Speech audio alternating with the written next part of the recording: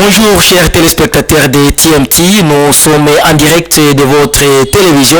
Nous vous invitons de suivre notre émission dans laquelle nous essayons de parler sur l'idée de créer la nouvelle province du Nord Tanganyika au sein de la province du Sud Kivu.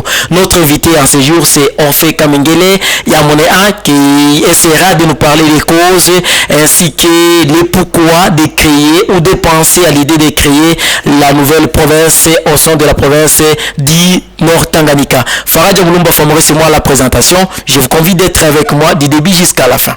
Je vous convie de participer avec nous dans cette émission qui nous invitons Orphée Kamengele. Nous parlons de la question centrale sur la création ou le nouveau découpage de la province du Sud Kivu où beaucoup d'analystes politiques dans l'espace Fizi Baraka pensent qu'il serait mieux de découper la province du Sud Kivu en 3 provinces pour que chaque tribu ou chaque communauté puisse en bénéficier les ressources potentielles et disponibles dans cette zone. Aujourd'hui, Orphée Kamengele est notre invité sur les plateaux et tel que je vous ai dit, on parle de la question centrale sur le problème qui ronge la population d'ici et d'ici Kivu qui pense que le découpage de cette province serait mieux pour que tout le monde puisse bénéficier aux ressources naturelles et disponibles dans cette partie. Orphée Kamengele, bonjour. Merci beaucoup. Bonjour, monsieur le journaliste. Bonjour à tous les spectateurs. Bonjour à toute la population du territoire de Fizi. Bonjour à toute la population du territoire de Vira et celle du secteur d'Itombwe. Nous disons une fois bonjour. Bonjour à tous les habitants, les ressortissants de ces territoires qui vivent dans la diaspora. Nous disons bonjour, bonjour. Bien, aujourd'hui vous êtes en direct de la nouvelle création, la création de la province du Nord Tanganyika, parmi lesquels il y a beaucoup d'analystes politiques au Sud Kivu, et notamment à Uvira et Fizi, qui pensent que la création de la nouvelle province du Nord Tanganyika serait mieux pour que chaque parti ou chaque population puisse au moins bénéficier quelque chose, en estimant que vous, les analystes, vous estimez que les richesses des Sud Kivu restent seulement un peu concentrées sur une seule tribu que vous estimez. Et parmi ces analystes, vous êtes une figure de proue parmi ces personnes qui pensent à ce découpage. Comment on peut demander pour que les téléspectateurs puissent en savoir où est-ce que vous avez eu cette idée? Et pourquoi vous pensez que créer une nouvelle province dans le Sud Kivu serait mieux à Uvira Fizi pour que la population de Fizi Uvira puisse être aussi bénéficiaire? Merci beaucoup. D'abord, je veux dire que c'est pas un tabou. La création d'une province, c'est pas un tabou, c'est constitutionnel. La demande du découpage, c'est pas aussi un tabou, c'est constitutionnel évidemment.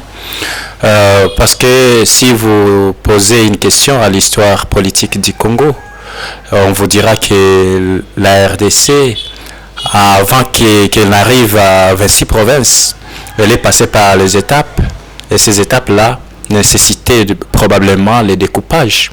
Il y a eu le découpage en 4 provinces, il y a eu découpage en 6 provinces, il y a eu découpage en 11 provinces. Maintenant, nous sommes à 26 provinces pour dire que la question de découpage n'a pas commencé avec la demande de la province du Nord Tanganyika qui a été initiée par non seulement nous, mais par d'autres notables leaders du Sud Kivu qui avaient réalisé qu'il y a eu une égalité liée à la gestion de la province Sud Kivu. D'abord, je peux dire qu'il y a un problème de citoyenneté au niveau de la province Sud Kivu. Et cette problématique de la citoyenneté réside dans le cadre des droits et devoirs. Les droits et devoirs des citoyens, des habitants du Sud Kivu. Il arrive des fois dans la politique de redistribution qui pose problème au Sud Kivu et cette politique-là est peut-être, et non peut-être, mais cette politique est coincée quelque part, elle est accrochée dans des territoires X, et là, il y a déjà problème qui se posent et qui frustrent peut-être les habitants de l'axe sud-sud Kivu. C'est pourquoi vous allez rencontrer que chaque fois qu'il y a les problèmes de devoirs, ce sont les habitants qui donnent des taxes, ce sont les assujettis qui répondent favorablement aux exigences et aux conditions prévues par la loi et prévues aussi, ou alors qui a été initié par l'État congolais.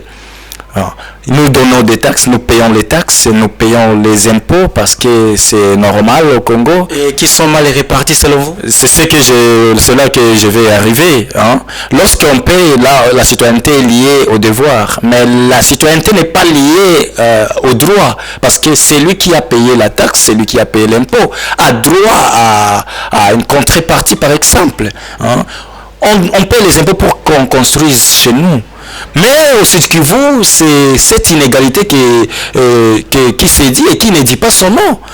On exploite de l'or en territoire de Fizi, on exploite les minéraux partout, à Uvira, à Mwenga, Shabunda, à Itombwe.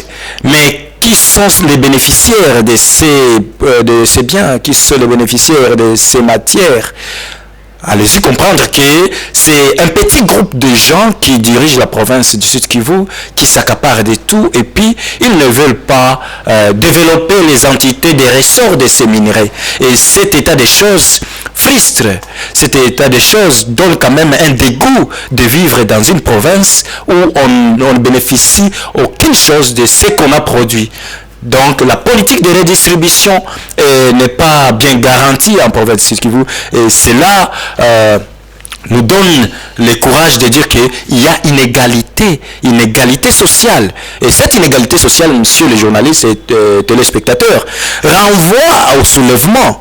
Et lorsque ça renvoie au soulèvement, là il y a plus d'irréparables. Donc la population a besoin du découpage de la province Sud Kivu, surtout l'axe sud-sud. Quand nous disons axe sud-sud, nous voyons Uvira, nous voyons territoire de Fizi et une partie du territoire de Mwenga que nous disons Itombwe, et nous avons toutes les raisons de dire le secteur d'Itombwe étant donné que ce secteur est une partie du territoire de Mwenga. Mais au moins c'est la population qui déclare ce découpage de la province Sud Kivu.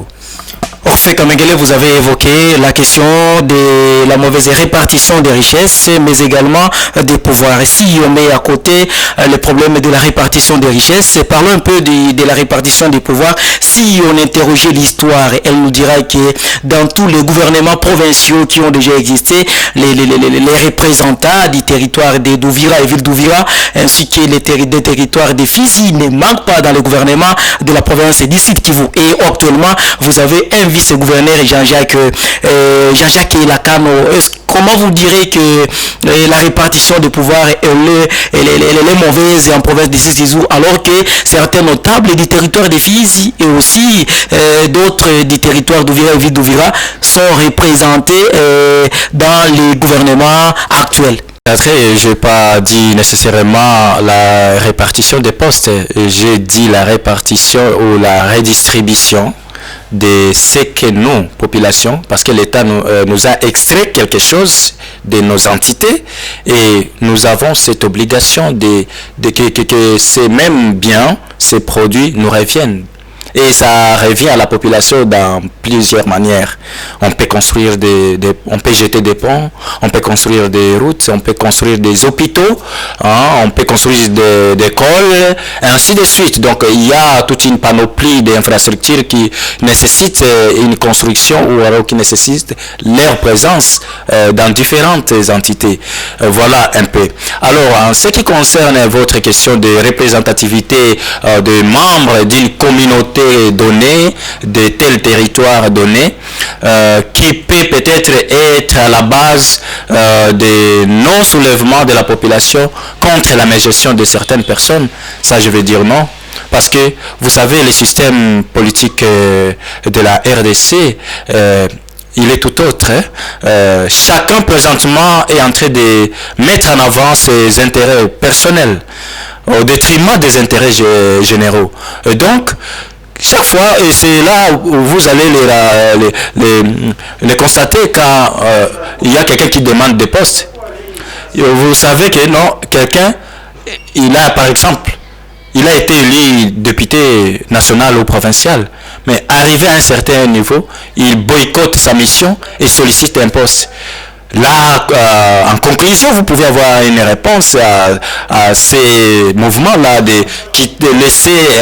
laisser sa mission qu'il a réussi à la population et anticiper d'autres choses. Alors, en fait, en quoi cela ne peut pas aussi se manifester dans ce nouveau découpage, même si on découpait la province du Sud Kivu en province du Nord Kivu, du Nord Tanganyika plutôt, est-ce que c'est là qui seront élus ne peuvent pas aller toujours avec la même accoutumance quand il est élu ministre provincial ou national, d'échanger d'avis pour occuper un autre poste pour lequel il n'avait pas été élu? C'est une antivaleur que nous sommes en train de combattre.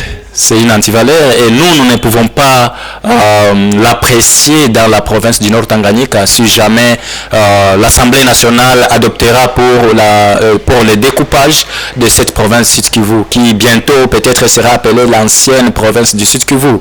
Donc, ce n'est pas notre souhait. Ce n'est pas notre souhait. Nous, notre besoin est que cette population qui croupisse dans la misère puisse au moins quand même avoir quelque chose et dire non, au moins ici nous sommes en train de vivre, de sentir le goût de la gestion de la chose publique. Et messieurs les journalistes, vous devez savoir que notre politique du découpage de la province, c'est pour bien sûr faire les rapprochements de l'administré à son administration. Quand par exemple quelqu'un qui est à Mississi, il est en train d'exploiter de l'or, un creuseur qui n'a jamais vu son gouverneur de tous ces temps. Si nous pouvons quand même compter les gouverneurs qui ont foulé leurs pieds en territoire de Fizi, ils peuvent être comptés au bout des doigts. Et donc, vous allez réaliser que des gouverneurs qui ne circulent pas dans leur territoire, et pensez-vous qu'ils peuvent bien diriger? Ils ne savent pas les problèmes qui gangrènent les entités. Mais au fait, quand on parle de la question de la répartition, de la redistribution des richesses telles que vous venez de les soulever, est-ce que quand on va aussi dans l'optique de la rétrocession, parce que les dirigeants, moi je pense que les dirigeants resteront les mêmes. Quand on va prendre le dirigeant des Douvira, des territoires des Fizi, resteront presque les mêmes. Et ces mêmes dirigeants sont en train de bénéficier de la rétrocession, que la population n'en profite pas. Est-ce que vous pensez que même si on découpait la province du Sud Kivu et qu'on trouve la province du Nord Tanganyika, est-ce que les choses vont changer ou les moteurs restera les mêmes? Merci beaucoup. Il y aura des changements quand même. Il y aura des changements sur le plan institutionnel. Il y aura des infrastructures qui seront peut-être construites dans la nouvelle province du Nord Tanganyika. Et si vous parlez de la rétrocession, cette question-là me choque, la rétrocession. Allez-y demander aux dirigeants des entités territoriales décentralisées, ils vous diront. Nous sommes en 2024. Allez demander. Il y a ceux-là qui attendent encore jusqu'à présent la rétrocession de 2019, 2018. Et peut-être il y a ceux-là qui attendent la rétrocession de 2010. Donc ces entités ne bénéficient pas de la rétrocession. C'est vraiment quelque chose de je ne sais où. C'est une chose imaginaire qu'on peut le dire. Hein? On donne, au lieu de donner 12 mois de rétrocession, vous recevez un seul mois, et c'est là chaque année, et vous voulez que les entités se développent comment? Mais lorsque cette province sera découpée, nous aurons toutes les institutions ici, même les entreprises publiques, leurs sièges seront ici, les divisions provinciales, leurs sièges seront ici.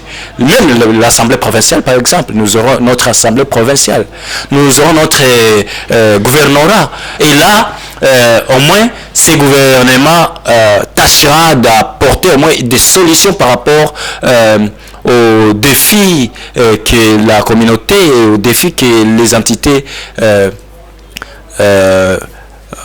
embrassaient, quoi. Donc vous pensez que les découpages de la province du Sud Kivu, quand on a la province du Nord Tanganyika, ça sera une solution pour le bien-être de la population d'Uvira, d'Itombwe et des Fizi? Oui, ça sera une solution parce que d'abord, ce découpage-là va apaiser les émotions des uns et des autres. Ça va apaiser les émotions parce que lorsqu'on est frustré et qu'on reçoit quelque chose qu'on pense que non, avec ça on va améliorer quand même, là on s'apaise.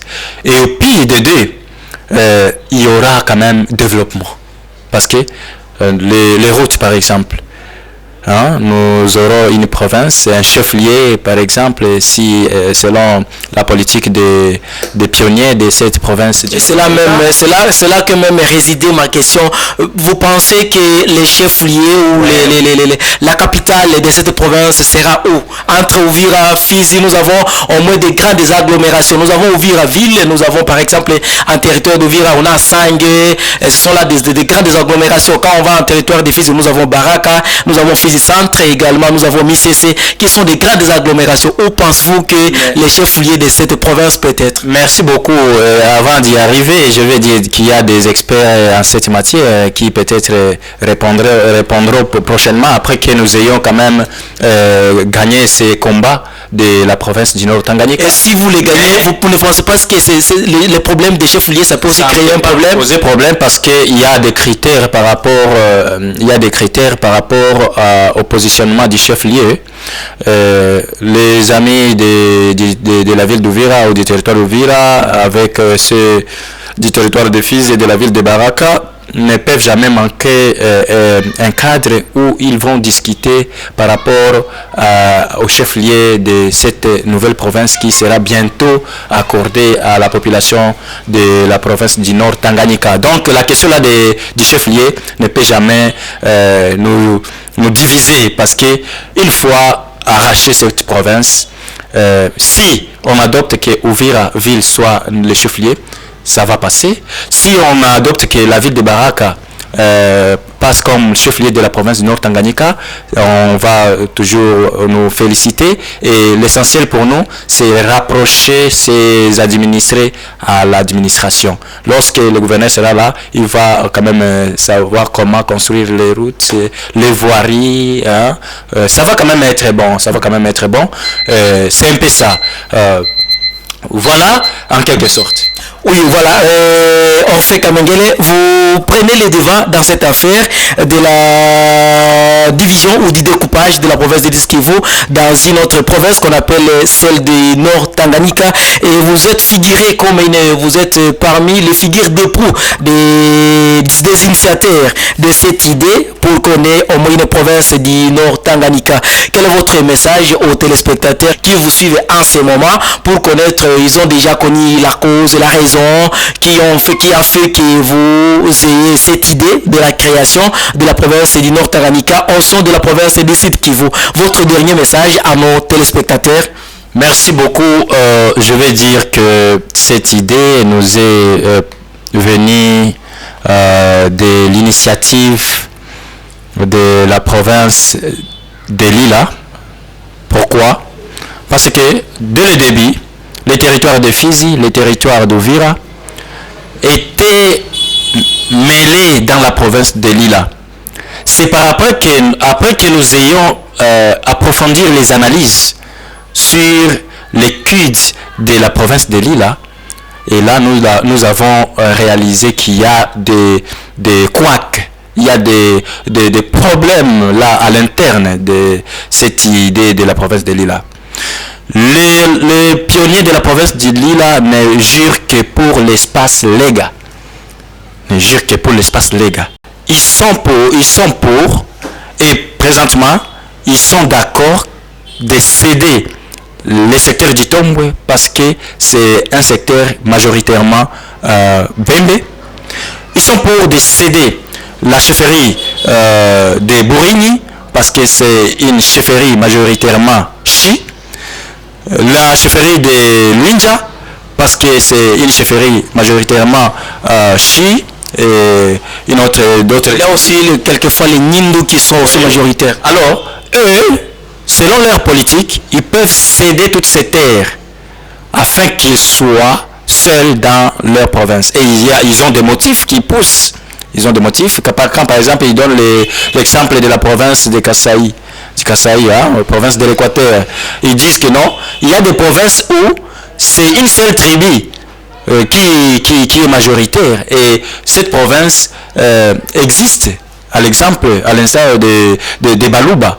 Ils ont leur province, ils sont majoritaires. C'est de cette même manière que les Balega aussi. Alors, après avoir découvert que non, nous sommes en train d'être manipulés d'une part, parce que, oui, c'est en politique que tout est permis, tout est permis, ils peuvent utiliser plusieurs moyens. L'essentiel pour eux, c'est d'atteindre leur objectif. Alors, quand nous serons en train d'être utilisés et au finish, on nous dit que non, vous avez des problèmes dans vos entités, les Babembe avec les Banyamulenge ne s'attendent pas, donc nous ne voulons pas que votre conflit soit transféré dans notre province. Vous êtes des territoires transfrontaliers par exemple, et qu'il y a des problèmes là d'infiltration, il y a les problèmes de la plaine de la Ruzizi où la population majoritaire là c'est les Barundi. Alors, quand ils posent tous ces arguments, ils montrent noir sur blanc que non, nous n'allons pas partir avec les gens des territoires de Fizi et Uvira pour ne pas copier les mêmes conflits qu'ils ont chez nous. Pour qu'ils ne soient pas affectés par les mêmes conflits. Là, je dis à la population que non, cette idée de la province du Nord Tanganyika est une idée noble que je demande à tous les téléspectateurs d'accompagner, de s'en approprier, parce que c'est de là que viendra notre autonomie, c'est de là que viendra notre indépendance, c'est de là que nous allons nous détacher de cette gestion de la province du Sud Kivu, liée à une couche sociale qui ne veut pas libérer l'espace, qui ne veut pas libérer les gouvernorats à d'autres membres des autres tribus. Parce que lorsque la gestion est mono-ethnique, la gestion est mono-tribale, là ça bloque. Alors même le développement ne peut jamais se voir avec la politique la politique tribale. Donc, notre province du Nord Tanganyika sera une province modèle. Modèle en quoi? Parce que nous avons toutes les communautés, toutes les tribus, nous sommes nombreux. Uvira, Fizi et le secteur du Tombwe, nous sommes nombreux. Il y a toutes les communautés confondues donc. Voilà. Il n'y aura pas de problème. Nous sommes une province quand même modèle et qui n'a pas de problème avec d'autres provinces. Une province modèle, une province, je dirais, cosmopolite, selon Orphée Kamengele, ligne de figure d'époux des initiateurs de la province du Nord Tanganyika, les gens qui veulent qu'il y ait le découpage de la province du Sud Kivu en trois provinces, mais ils sont là pour plaider pour la province du Nord Tanganyika. Merci, vous avez entendu les causes, vous avez entendu les raisons et le pourquoi de créer la province du Nord Tanganyika. On a été ensemble avec Orphée Kamengeles. Voilà, c'est ici que s'achève notre émission, chers téléspectateurs de TMT. Je vous remercie d'être avec moi du début jusqu'à la fin et je vous convie de participer dans nos prochaines émissions qui vont venir. Merci.